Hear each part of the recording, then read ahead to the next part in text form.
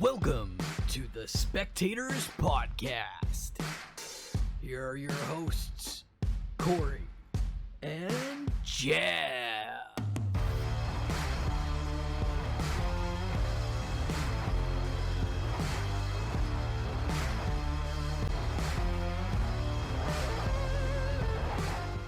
Welcome, spectators, to another episode of the Spectators Podcast. My name is Jeff, and to my mic adjacent with the beautiful beard, as always, is Corey.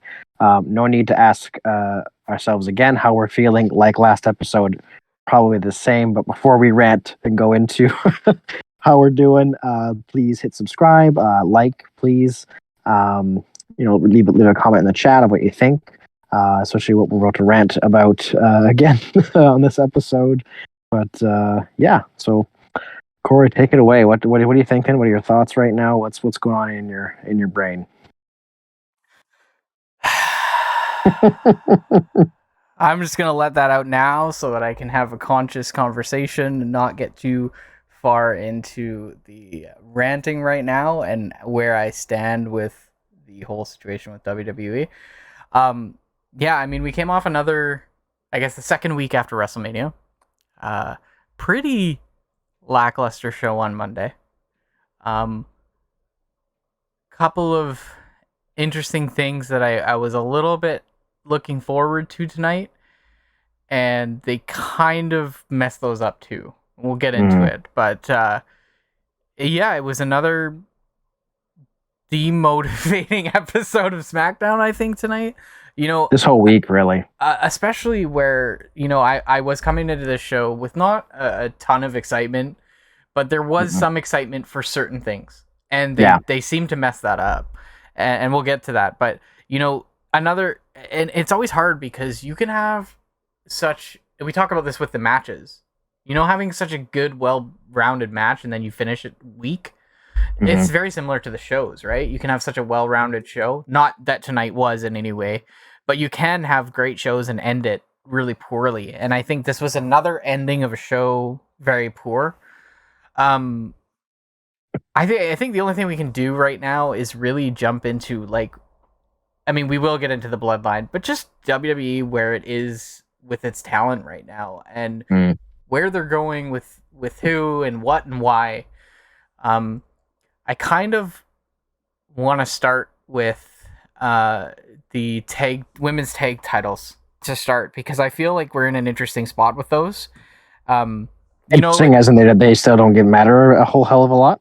Well, yeah, it's a bit of that, but it's also it also comes down to they were trying to bring some oomph to the titles by putting it on Lita and putting it on Becky because Becky hadn't won it, and she's got a lot of fans. She does, and Lita being a legend and having the opportunity to return kind of gave a spark a little bit to the division, which I think they needed.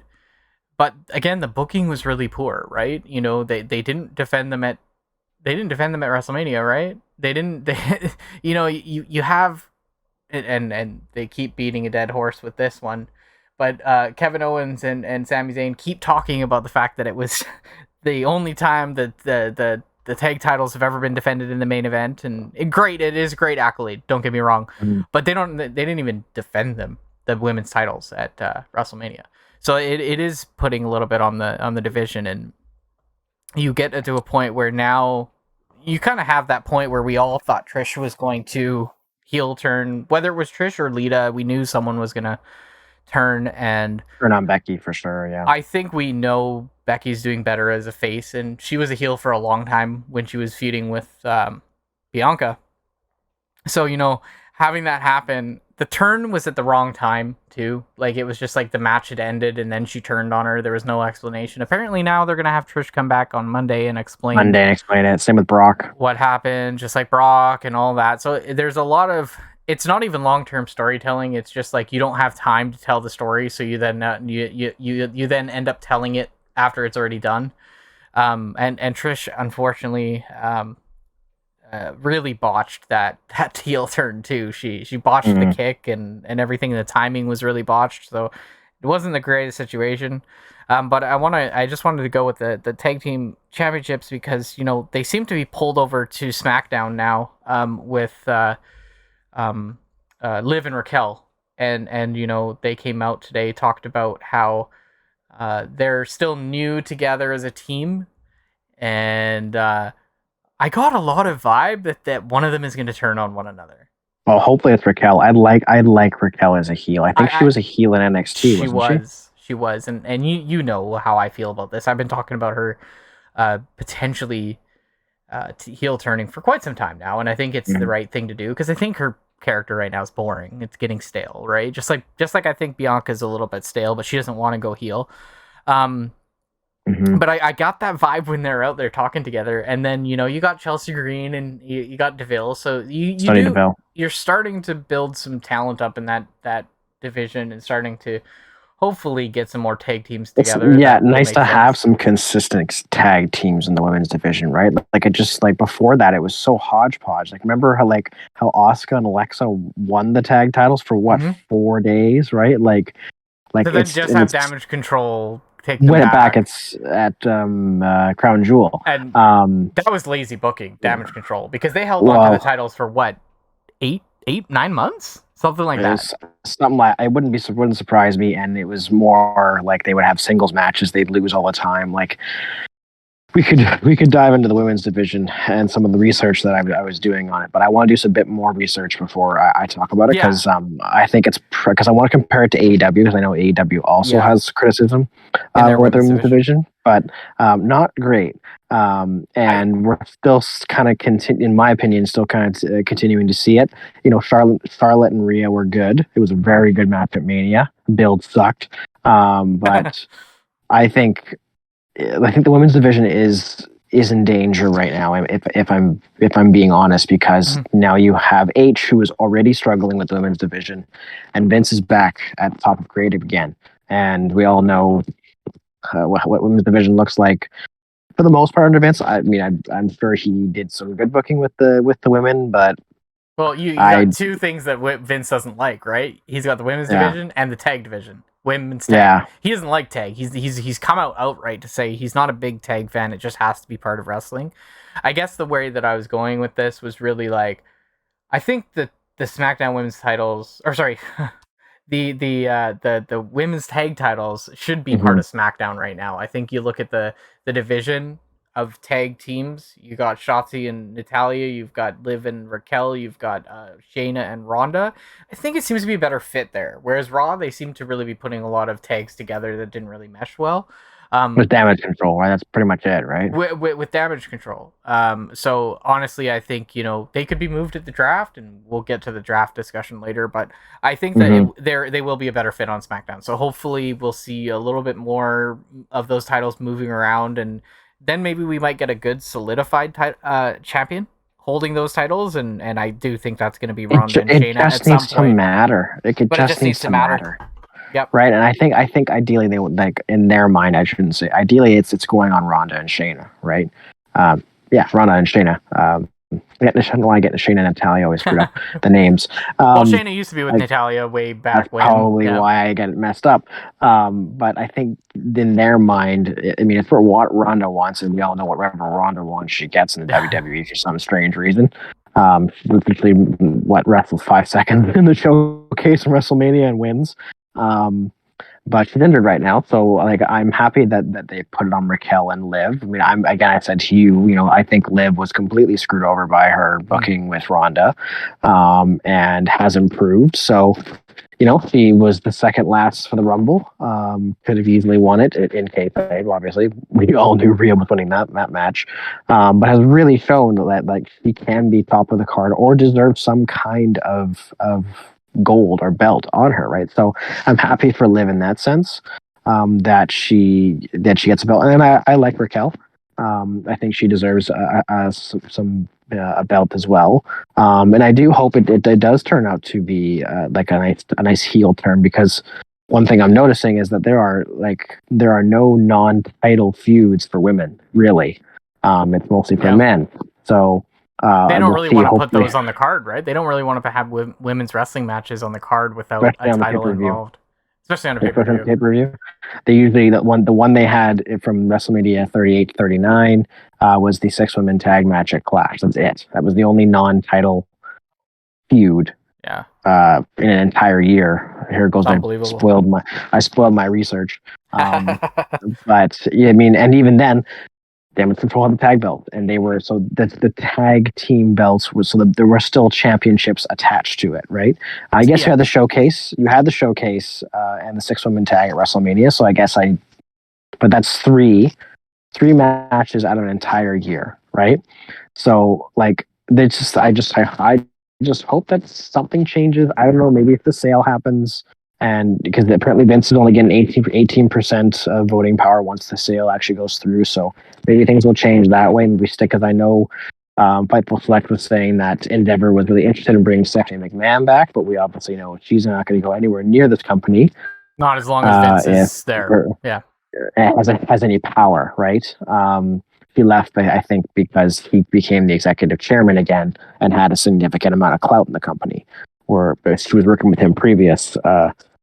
So yeah, we'll see. I didn't think we'd dive into the women's division, but the trend is, WWE's women's division deserves better, and I completely agree with that. Like, I think there's so many main event level talent on this card, and not to mention. The last women's match to main event would have been WrestleMania 37? Either 36 or 37, which would have been you're talking about the triple threat with Becky, Charlotte, and Ronda? Yeah. Yeah, it would have been, I think, 36, if I remember. 36 or 37. Yeah. And you're in the Roman era, right? So he is going to main event every single card outside of WrestleMania, right? Because you have 2 nights at WrestleMania. Yeah. I believe he was out of the company at that time. That also, he doesn't do Backlash is coming, right? So yeah, but that's going to be main evented by Cody and Brock probably. So I hope for more. I'm interested to look into AEW and see because I know they had Saraya and Britt Baker do a non-title feud on their pay-per-view. So that's one up on WWE because they didn't have any singles feuds outside of the title picture. I would actually beg to differ that AEW actually is doing okay with their women's division. I know a lot of people do give them problems with it, but I mean, almost every week that I watch, I would say there's at least one women's match that's non-title contention or something. There was a women's tag match last week, whether it's on Dynamite or Jade Cargill's usually either between Dynamite or Rampage, defending her title or whatever. So I do feel like it's not perfect by any means, but they are putting a little bit more on the division, and I think they have a more well-rounded division. The problem with WWE's women's division is a lot of people look at all of the talent as contenders for the WWE women's titles. And, AEW, there's definitely not that case. There's a lot of people who I wouldn't probably put that title on, but you also have a mid-tier title. And I think that makes a big difference, right?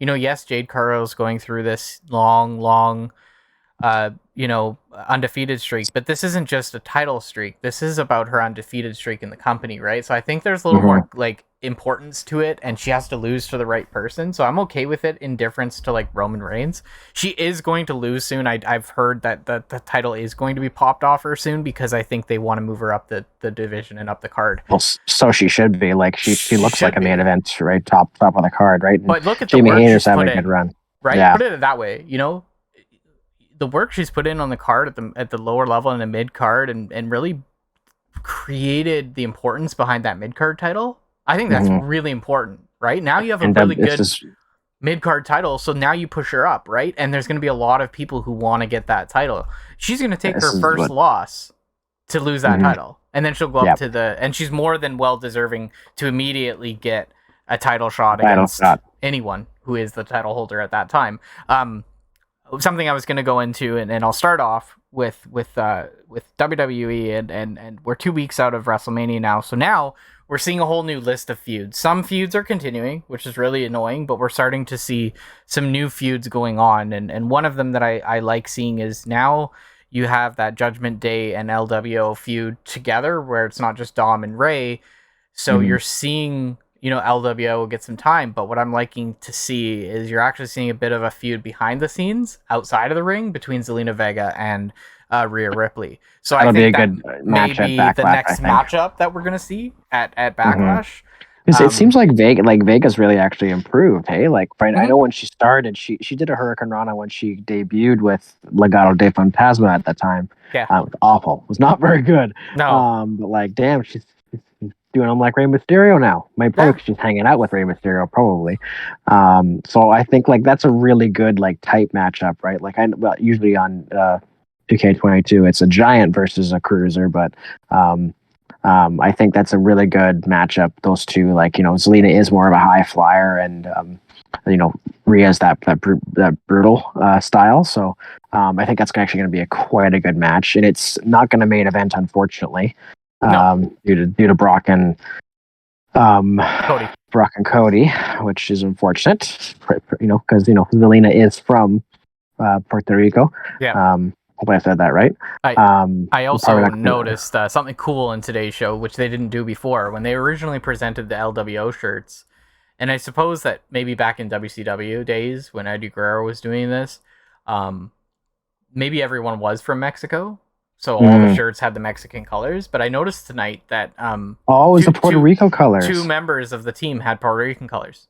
I didn't. Yeah. I noticed the color change, but I didn't connect it. So 2 had Mexican flag colors, and 2 had Puerto Rican color for legs. Oh, I like that. And I like That's that really because the Latino world order shouldn't be for one country. It's supposed to be Latino culture in general, and I like that. Right. So, I thought that was cool, but I think it's going to be a good feud. I think we're going to have a decent build up, and it's a good way because you have Judgment Day versus LWO build up and Rhea versus Zelina Vega. And you have Bad Bunny in there too. Yeah, and Dom's still getting his time with Ray. I actually heard today that Dom was apparently going to be sent down to NXT.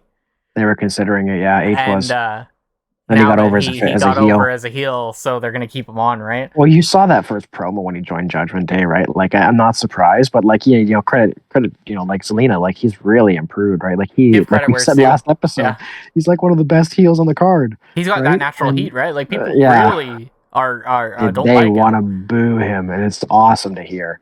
Right, and I'm sure Ray's loving it too. Hey, like absolutely. I'm sure like his match at Mania was a big thing for him. It was a great match too. It had some good comedy in it with the belt, which has now gone viral everywhere. It's memes and everything. So it's always great when a match, night 1 match. Please, just if you're ever gonna watch WrestleMania, watch night 1. Just watch night 1. It was great. We do go into a couple other feuds here, which I think are interesting. There were a couple things tonight, like I said, and I'm going to get into this now because I think there is some importance around this discussion, and there was some build up tonight to a couple people. We'll bring up the first one being LA Knight. I think getting some time on TV. Yeah.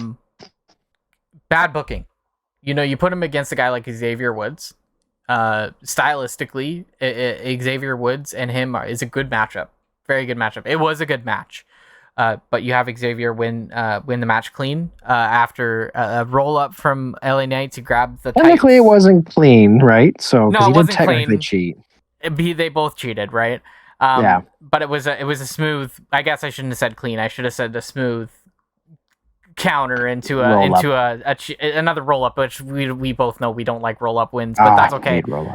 Anyways, it's not a very important match, but now you're shuffling LA Knight down the card again. And you're putting the importance not on him. I thought LA Knight should have won this match because I think LA Knight should be pushed up the card, not down the card. So I was looking forward to this match. This was one of my looking forward to pieces because we didn't get to see him at WrestleMania. And he finally gets to have a match and he loses. So now you don't know where he's going to sit on the card. Because what's shocking for me with Knight too is that he has done he's done like no promos, which like that's what got him over. You wonder if he's out the door soon. It makes me wonder because there's rumblings he's one of the favorites to win the Money in the Bank. That would be great. I'd love that. So hopefully he can get that same break. With Logan Paul, and people are thinking Cody will win it too. Fair. Sort of get redemption, and then maybe forced Roman to show up at SummerSlam, basically, which is kind of screwed up if you think about it. So after that match, Xavier wins, kind of has that confidence, little arrogant, right? Goes to the backstage and interrupts Gunther. So there's play on them feuding going forward. Xavier Wood brought up a good point. He's never had a singles title contention ever. He's never challenged for the Intercontinental title before. He hasn't had an opportunity against Gunther, so it could be a great feud. But I have my doubts. I think with the way Gunther will squash him. Gunther is, it'll be a SmackDown match and it'll be squashed. It is next week.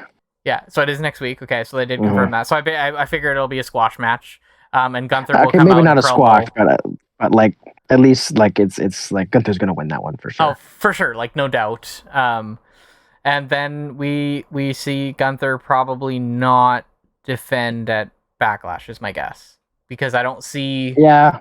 Who probably not. Could be unless something happens with Woods and like maybe like there's a contest or or some sort of DQ where he wins like via DQ, right?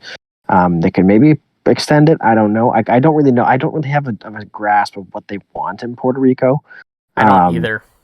Like I know obviously Gunther, Brock and Cody for sure. Definitely Rhea and Zelina. Then you got the tag match with Ray Bad Bunny, Dominic, and Damian Priest. So that's 3 or 4. Did I say 3 matches or 4 matches? That's 3. So typically, a typical H card is 6, but we don't even know who's going to be booking this card. If Vince is in, how many does usually Vince have on a pay-per-view? 6 to 8, right? So okay, so we're relatively the same. Closer to 8, probably.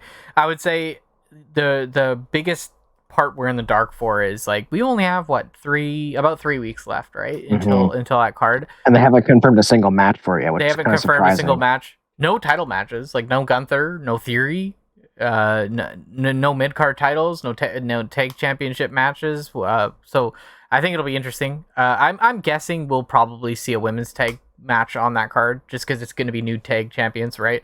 So you might see that on the card. I feel like it's going to be secondary. Hopefully. Secondary to I think I've seen Lashley. Like it's not going to be a big card. I think I've seen Lashley Reed as well. Might be one they might do. Okay, fair enough.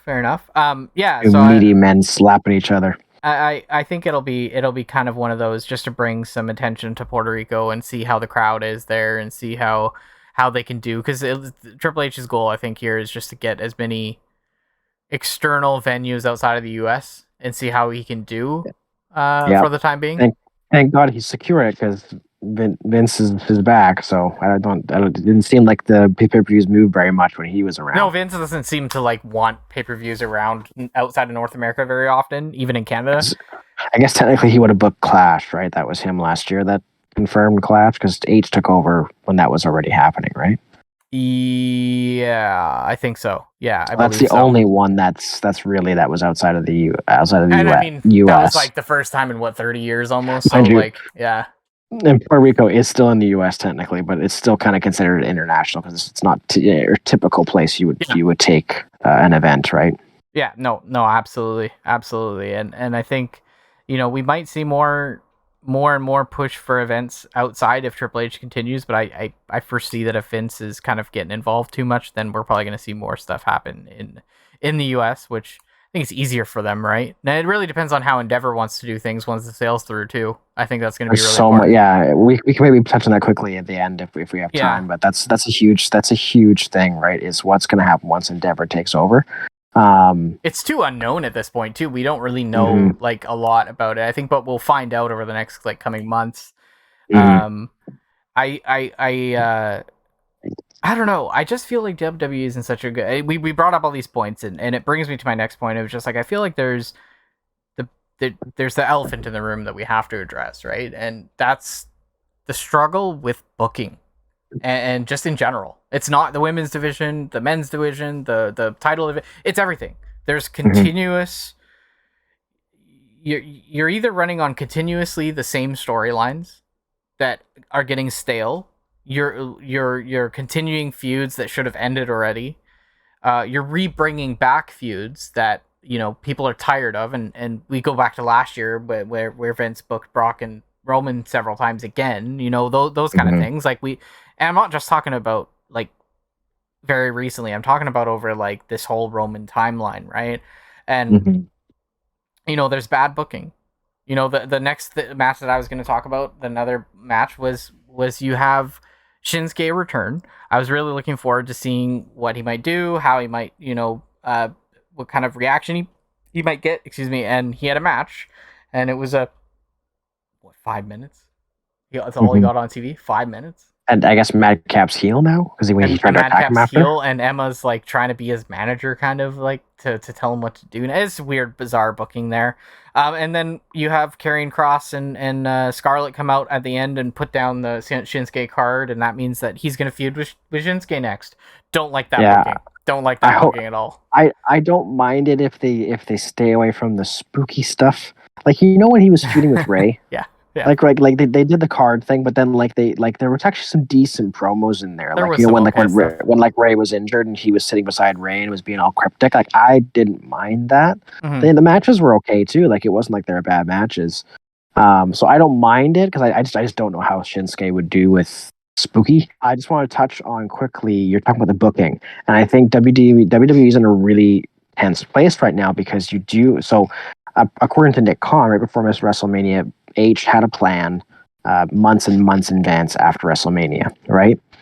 Vince is now back in creative. He has the final say, and he is absolutely changing things. So you are now having two people, like you have a script that's being changed all the time, right? And there's like it's a domino effect, right? Because if you change anything from H's script, that affects matches down the road. For example, they're reporting that Jay was supposed to be the one that was supposed to get into a bit of a disagreement with Heyman. Tonight it was Solo, right? That changes things, right? Because it's the story is supposed to be Jay is the one that's because you look at the opening promo with Sammy, right? Like Jay is the one who's supposed to be like having questions and stuff, but tonight it was Solo, right? So like when you change these small things like Vince is doing, it affects the long-term booking that H does, right? So like I'm concerned about this because you're just if you're changing all these small things like Vince is doing, it affects what H is doing, and like so they're just constantly conflicting each other, right? And it turns into, like you said, bad booking and rematches and and overall what we're experiencing with the Bloodline right now. Good point. Good point. You have two very conflicting ideas here, right? You have someone who believes in long-term storytelling in Triple H, who wants to have things booked well in advance because I think it helps with organization and help to build the story. Mm-hmm. And then you have Vince McMahon, who clearly has always liked to change things, has always liked to, change things on the fly. And I don't think he's ever been one to like long-term booking. He always he'll have an idea, minus Roman. Yeah. And this is the two of them. Don't let's not pin the the tail on Triple H or Vince. I think this is both of them, and they both collectively created this monster together, right? Because Triple H has had many opportunities to. He left it open for sure. Yeah, I agree. But you look at the overall perspective of Vince might be someone who thinks he wants someone to be a champion one day and then sleeps on it and thinks the next day, no, this isn't the right guy or right girl, and he'll change things. And that's going to conflict too much with Triple H's booking style.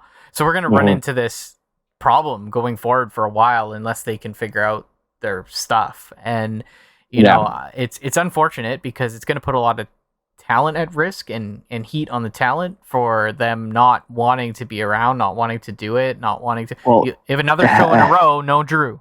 And I do think that these reports of him being unhappy with WWE are very true. I could very well see what he's feeling too. He blacked out his Twitter or something today, and did. people were freaking about it. But apparently, Liv and Seth did that as well, and they ended up turning heel. That was like a thing that they were sort of signifying that. So, and which makes sense. Drew would go heel after what happened. Although they were sort of like him and Sheamus were hugging after their match at WrestleMania, but I think that was when the cameras were off, and that was more like good job, buddy.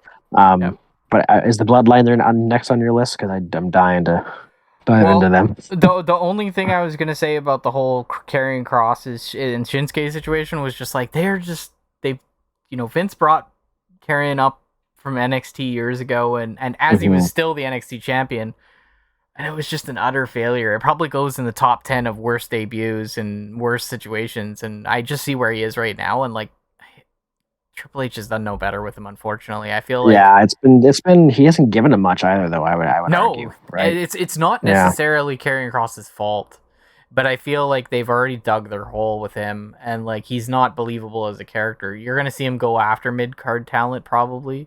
He had a feud with Madcap Moss, for God's sakes. Now he's gonna go after Shinsuke, returning for the first time in a long time, and he was after Ray, but he's never had more. The most he's ever had was against Drew, and when he was starting to get in the head of Roman, but they kind of squashed that real quick.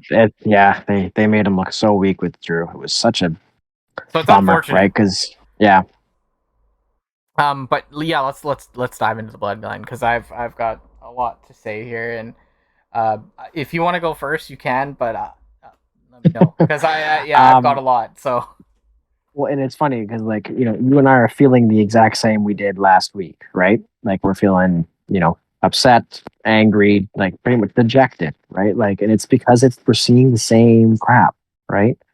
Like, and like I said in the last, I don't know if I said this in the last episode or I've said to you, like, I started watching a year ago, and you add in Solo, it is the exact same thing. The bloodline has been being booked as this powerful, unbeatable, even though those have lost their tag belts, faction that don't lose, and they you know, like it's just so frustrating. And this entire week, Raw and SmackDown, it's the exact same thing. Where it's just one of the members of the bloodline. It was KO and Solo on Monday, but that you got to get that with a grain of salt a little bit because of the travel issues. So it was supposed to be Sammy and Solo.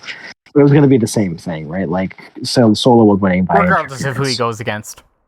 Yeah, and then tonight, like, they booked him like he's this super strong, like he flips a table on Riddle, like, and it's just like this dude lost to Cody, and they are booking him like he never lost to Cody, right? Well, this like, is what do you call it? Vince's like signature sandwich here, I guess you could say.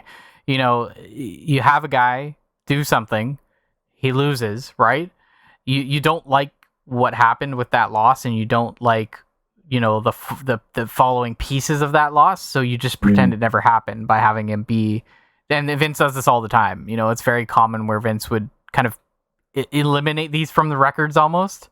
Well, I wouldn't be surprised if in 2 weeks they say that Solo's undefeated still. Like, that's just how they do things sometimes, and it's irritating because it's so obvious that he lost to such, I don't know. So, yeah, go ahead. I didn't mean to cut you off there. Well, that's just that. I'll stop there because I'll see what you want to say, because I have a bit more beef when it comes to the tag belts and the changing of King of the Ring. Sure. I mean, you start the show off tonight, and you know, I was so mad at that promo. I was like, they're saying the same thing, like, and it's just like, anyway, sorry, I cut you off. so I'm the same way. Like, I was watching, and I was calling everything that was happening as it was going because it was too predictable. And you know, the point where they're like, they said, "Oh, are you I don't think you came out here to talk. I think you came out here to fight." And then they went into the ring, and then they kind of did the whole let's gang up on them and surround them. And then I was like, okay, and I didn't say his name, but I was just like, bro, thinking Matt Riddle was gonna come out, and his music didn't hit, but he did come out, so I called it right. For the save, yeah. And he came out for the save, and it was the same old thing, right? So now you get Riddle involved in a situation where, you know, this like literally goes all the way back to what, prior to SummerSlam, Backlash timeline, when Riddle was feuding with the Bloodline. Oh, it was December around that time. December 2022? I think it was just after he lost to Roman. No, this wouldn't have been 2022. No, wait. No. Because didn't Riddle get, like, suspended for a while, and he was out of WWE for a while? That was what Solo did to him. And that was a while ago. But, I mean, Riddle started feuding with the Bloodline, like, quite a long time ago. So you're starting to pull him... with Randy, yeah. With Randy and stuff like that. So you're starting to pull him into, like, he's almost going back to all that and all that feud with Solo and all that. So it's like, okay, sure, you know, you want to have him feud with Solo, whatever. But he comes out. I thought it was going to be a 6-man tag. No, you end up having a Solo versus Riddle match. And honestly, when I heard that was happening, I was just like, oh man, it's going to be another one of those squash matches, or it's going to be another thing where they cheat in the bloodline. And when they were coming out to the ring, I'm just like, and I don't do this very often, but I was just like, you know what? I need to go to the bathroom. And I just walked away. And I just walked away because I was like, this is going to be the same old thing. I didn't actually care about missing the beginning of it. Went to the bathroom, came back, and then they had this long thing with Paul Heyman that I missed. I didn't see the whole thing. I don't really care at this point. But, you know, he comes out, and then the match starts, and I'm like, what? The match started? Like, now? I thought I was going to miss the first half of the match purposely, and I didn't. But another same old thing. Oh, because that's where they challenge KO and Sammy, right? Yeah. So that's where they challenged them, and I found out. So now they're gonna have the match on the 28th of April. So it's gonna be same day as the draft. The day one of the draft, right? So the Monday, and the Friday. Is it the Friday or is it the Monday? Oh, it's the Friday. Sorry. So it's on SmackDown. Yeah. Okay. So it's on SmackDown. So it's going to be day one of the draft, and it's going to be on the SmackDown. And what we're going to see, I'm guessing, is the Usos are going to take the titles back. Oh my god! And I see the way that you react to that. You're almost like, yeah, I wouldn't be surprised, because just the way that everything's going. But what does this do? If they do take these titles back, what does it do? It just goes back to that. Let's ignore what happened. Let's ignore what happened. Let's ignore the fact that Sammy and KO won the titles, and let's just pretend it never happened. Okay, you know, the Usos are on 700 days now of tag teams. Like, let's just throw this together, because, you know, it makes sense. But it also is now, okay, they lost, great. They had that long reign, that's part of their accolades. But now they're talking about, we're gonna be the 9th time that we've won the titles. Another accolade they can add to their career, right? So it's definitely, to me, it's seeming that, yeah, they're going to win the titles back. Somehow Kevin and Sammy are either going to turn on each other, or one of them's going to get injured or whatever. Something's going to happen, but Usos are going to take the titles back. And you know how much that infuriates me, that they're even like doing a rematch prior to Backlash? Like, why? Yeah. Why are we doing this? So now you're not going to have Roman defend on Backlash. You're not going to have the Usos defend on the Usos and get the rematch on Backlash. So no defense of the tag titles there, because you don't have enough time between April 28th to May 6th. I think it's May 6th, right? To truly do a good feud enough to have them defend the titles. It's supposed to be a 6-man tag. And honestly, so where I think this is coming from is that we saw this week that King of the Ring in Saudi Arabia was changed to Night of Champions on May 27th. Another Vince-coined event. So, and to my knowledge, Night of Champions is that every belt's on the line, right? Yeah. So Sammy and KO are not going to be in Saudi Arabia. Sammy is literally not allowed in the country due to him being a Muslim. And KO doesn't go because he's like, go. So we knew the Usos were going to get a rematch against KO and Sammy. That made sense for the story, right? But like, it's so sudden, right? Like, it's like, okay, in 2 weeks, a week before a pay-per-view, we're going to put the unified tag team belts on the line. And normally you'd be like, okay, the belts aren't moving, right? Like, that's you don't see that. You did see it on when they unified the tag belts last year. You saw Randy and Riddle lose on TV. You don't see it very often. No.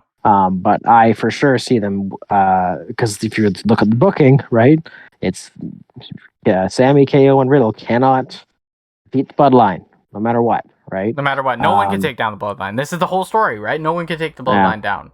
And then they finished the show off today, which really infuriated me. Mm-hmm. You have Solo win, and it wasn't to any surprise. I knew Solo was going to win, right? Yeah, but what happens? He attacks him.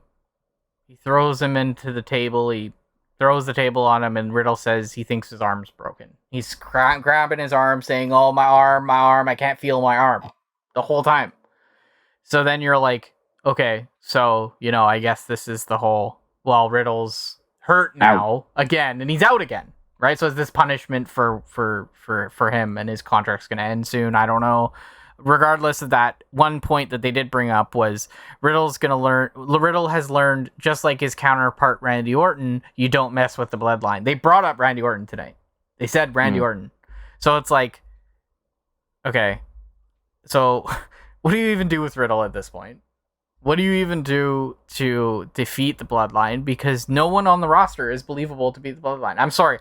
I look at every single talent down the line from top to bottom. Not a single person. No one can beat the bloodline. And you've created this belief in me. You've created this brick wall in front of me where, in reality, there are so many talented stars that could lead the WWE, that could be WWE champions. But you've already placed it in front of me that no, they're not going to win. No one's going to beat them. That's the thing, is the way they built Cody. Like, you cannot do a build any better than what you did with Cody. Even the bloody match was perfect for Roman to lose. Like, I think even Roman fans would have said that was a great way to lose. Like, wow, what a match, right? People probably would have accepted it. Yeah. And they didn't do it. And now you're sitting in a situation of, like, you literally have nobody that you can believe is because fine, put a Braun Breaker, right? Just throw a name out there. Build him up as this great face, even though he's a heel now. But again, just for this example, you can't convince me anymore, because look what they did with Cody. Like, they put him out. They put him out everywhere. They made new dolls or whatever. Maytel made new dolls. Like, he did interviews up the wazoo. He was just everywhere, right? Even in the ring, he beat Roman on the mic. He beat Solo clean as a whistle, and he lost. First one to beat Solo too, but again, that's going to be erased. Remember. So how can WWE ever make me believe that Roman's losing, right? And I don't know if they So apparently, Roman's next defense is going to be at Clash of Champions. Who the hell think he's losing there? It's his 1,000 days of his champion. No. So what the hell is the point of a match, right? Like, they might not even do a match. Maybe they'll just have a celebration. Well, you remember my theory. You remember my theory, right? Remember what I said the other day? I said that Roman is going to come in, and I'm just going to say it live on the podcast here. Roman's going to come out, and we thought for so long, and so many fans thought for so long, that The Rock was going to come back to be almost the antagonist or the protagonist or whatever, the opposite to Roman Reigns, and kind of put him in his place. I don't even think this anymore. I think The Rock is going to come back and save him. So it's going to be like Roman's going to defend his title against somebody at Clash of Champions or Night of Champions or whatever. Whoever it is. It doesn't even matter who it is at this point. That's the problem. And then I think it's like, oh, you're going to hear The Rock's music thinking that he's going to turn on Roman. No, he's probably going to rock bottom whoever is against him. Roman's going to pin him, and Rock's going to be like, he is the head of the table. He's got his whole family behind him. Because this is the story they're putting behind, right? And that's the thing. Like, the bloodline is such a vacuum for talent right now. Like, okay, yes, did it push Sammy? Fine, but Sammy was in the bloodline. If you go against the bloodline, you are done, right? Like, you are not going to win, right? No. Especially if the Usos win, there is an outside chance they don't. Let's be honest, right? Like, the KO and Sammy could win, right? Yeah. But for the most part, no matter it's been 3 years of building people up just for them to lose, right? And Cody is the most, in my opinion, the most extreme example. They built him to the moon just for him to lose, the way he did. It was so bad, and it's just going to keep continuing, right? There's no end in sight, is what they say. None, right? They're saying, oh, it should be Jay. It's you think they're going to put the belts on Jay? They're going to make him the face of the company? Are you serious? No. It's storyline-wise, it makes sense. I'm not going to sit here and say it doesn't make sense, but he's not the face of the company, right? No. And Cody would be, right? And neither Solo. You can't argue that, if Solo is to turn on Roman, he's not the face of the company yet either. He's got so much growing to do. They are building Solo because there's this rumor that Roman's going to face him at some point, right? Okay, fine. You're building Solo he's going to beat Roman. He lost to Cody. So that means at some point he's going to have to beat Cody. He doesn't talk! How He do you talked to have a Heyman guy? today. He did talk to Heyman, and he also spoke his Samoan tongue at the end of the show. I noticed, but the guy doesn't talk. How do you No. like? Can you imagine Solo going out there and running a promo? No, No, but no. he did it. He did it in NXT though, so he can do it. He could do it, but It's it just his character doesn't. his character just doesn't do it, and it's just you're gonna all of a sudden have this guy who's basically a mute, and he can't say anything, and then at this point he goes out, and then all of a sudden can have like an amazing promo. That doesn't make any sense. No. So like we'll see what the draft does, and we'll dive into that. We'll transition to that just because we're heading to the end of the podcast here.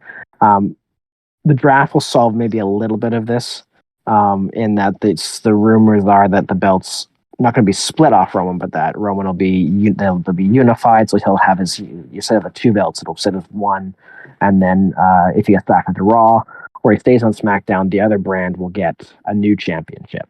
So you're gonna then have a second belt, a second top men's belt. So that could relieve some of the frustration that we're all experiencing, I think, with that. But I think that there still will be an annoyance that Roman, because I think if you do that, you're just going to give more room for Roman to hold these belts for longer if he only has one. Yeah, I mean, I don't know how I feel about the whole situation with two belts. With the one belt unifying. Or whatever the decision is here, really, it seems like they just want to have this one undisputed championship, basically, and then they want to create a new championship to be thrown on SmackDown. So these are what the rumors are. It just makes that title feel a little second tier. Do you know what I mean? It just doesn't make honestly, it feel... I think that's how they're gonna. I think that's how it's gonna be viewed, to be honest.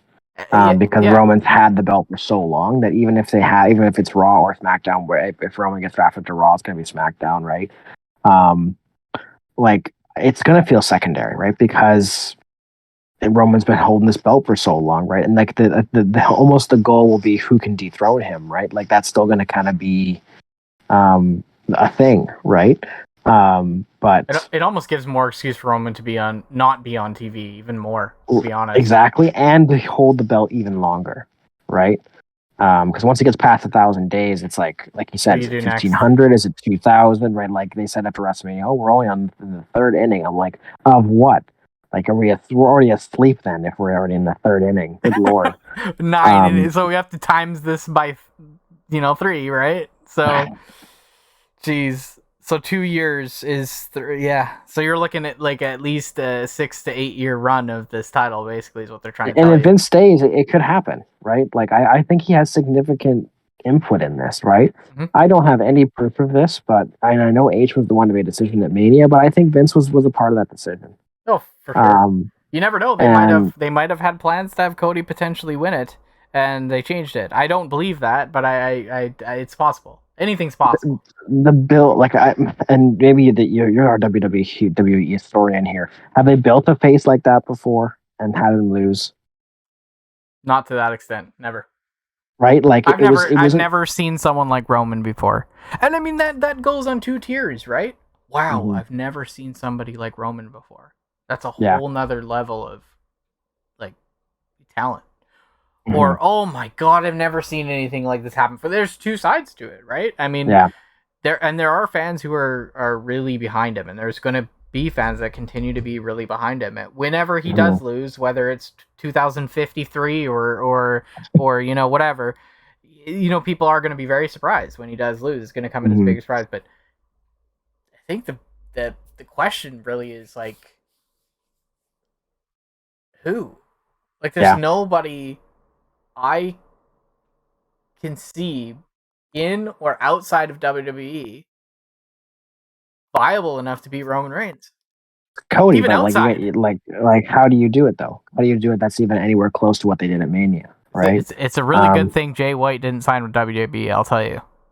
Well, I think Vince was a big factor in that. I mean, Fightful was reporting that and if you look at it, 2023, they haven't hired anybody in 2023, and guess who came back in 2023? even though it's been denied by Meltzer. Like it's pretty clear that they weren't hiring anybody, right? And I think we can quickly dive into Endeavor just a little bit at the end of our podcast here, because I think that's going to be an interesting little story to follow. Because, like I said at the beginning of or somewhere in the podcast, that like once the sale goes through, Vince is actually not going to have really any power. Like he'll have 18% voting, but that's it, right? That's way different than what he has now, right? And the people I think he'll get voted out on the board.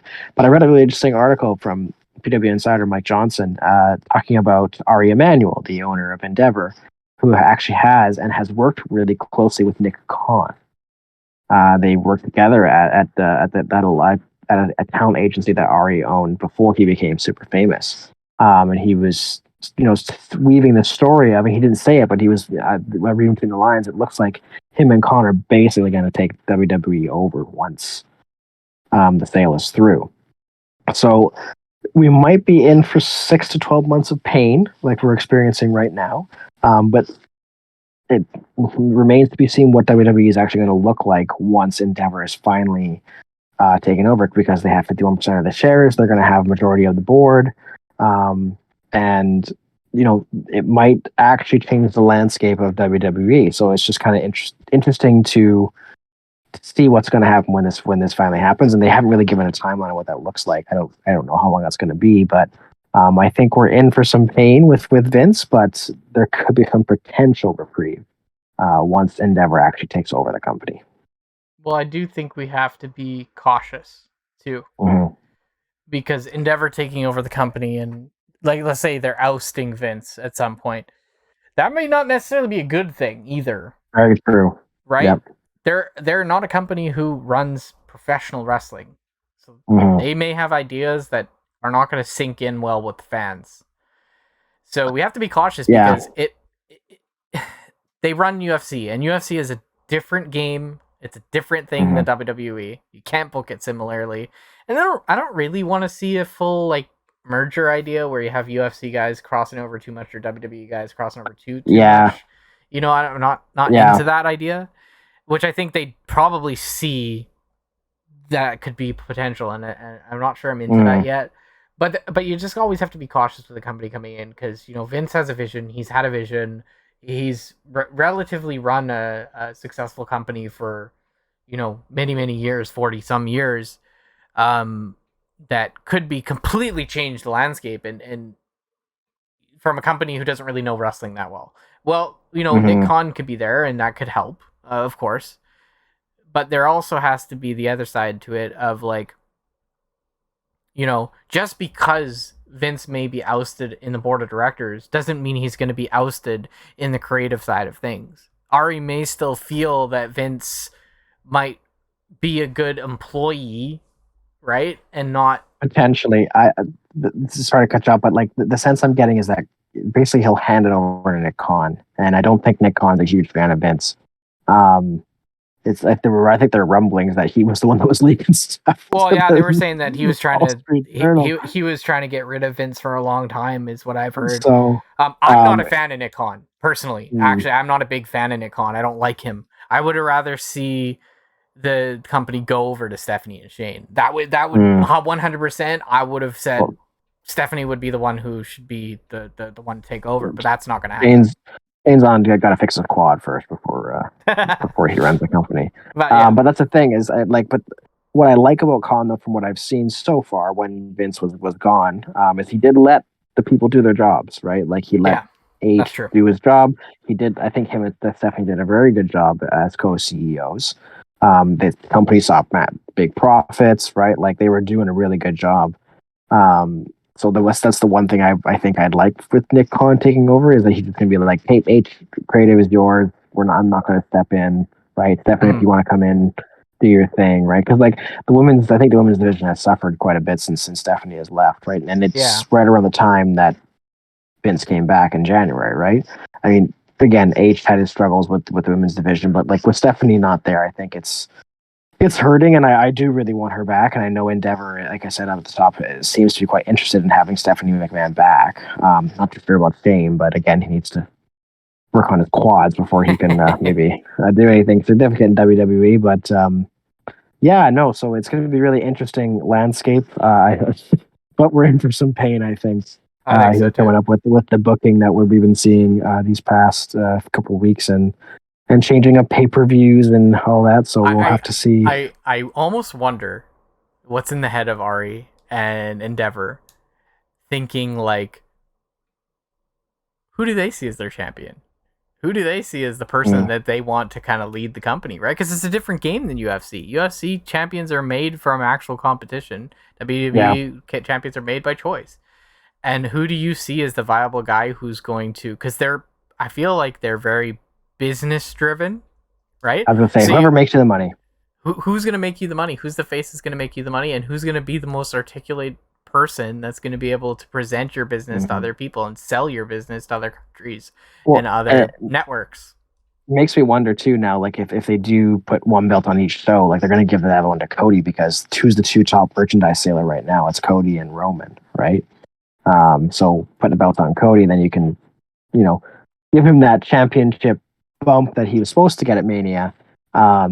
And then obviously the merch that goes with it, right? Because I think there's going to be a lot of people who want to buy, like, WWE champion, Cody Rhodes stuff, right? So they have to be careful with it too, though. They do. Because, like, the AEW fans, man, they turned on Cody like no tomorrow. And, like, I get it. He left the company, but I don't think he'd be welcome with open arms back to the company. And, you put him in a situation where he's kind of handed something.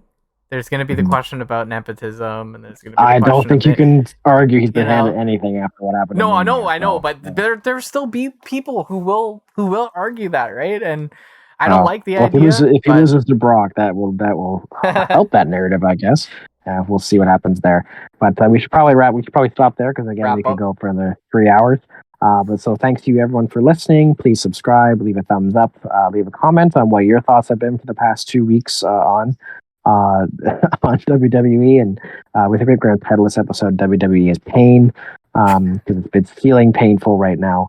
But as I always say, my beautifully bearded friend, thanks so much for chatting with me. Thanks, Jeff. Thanks everyone for listening, and we'll catch you at the next one.